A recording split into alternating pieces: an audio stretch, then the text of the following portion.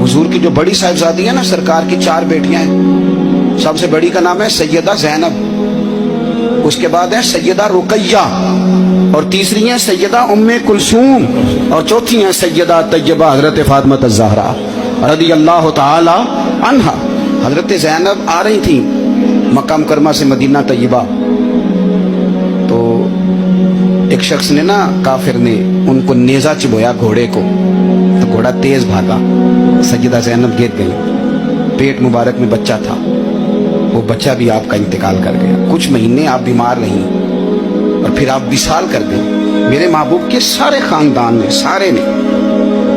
खानदान ने कुर्बानियां दी। सैयदा ज़ैनब उस जख्म की वजह से इंतकाल कर गई। वही बंदा नेजा मारने वाला फतेह मक्का के दिन चेहरे पे नकाब डाल के आ गया और हुजूर के सामने बैठ के कहने लगा, बहुत बड़ा दुश्मन भी आ जाओ तो माफ कर देते हो।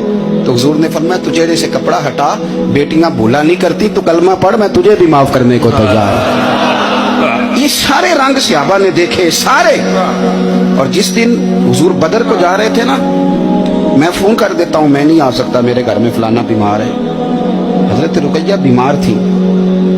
हुजूर बदर में जब जा रहे थे तो बेटी के सराहने खड़े थे, तो शहजादी अप रही थी। तो नबी पाक ने हजरत उस्मान को, दामाद को बुला के कहा, उस्मान 2 ही जा सकते हैं, ये मैं जा सकता हूँ, ये तू जा सकता है, मेरी बेटी मेरी धी बीमार है। हजरत उस्मान ने कहा नहीं जा सके। बदर में हुजूर जिहाद के लिए गए थे और अपनी बेटी का जनाजा नहीं पढ़ सके। हजरत रुकैया को हजरत उस्मान कहते मैं दफन करके आ रहा था जब नबी पाक सल्लल्लाहु अलैहि वसल्लम बदर से। ये सारे रंग सहाबा ने देखे, ये सारा अंदाज देखे।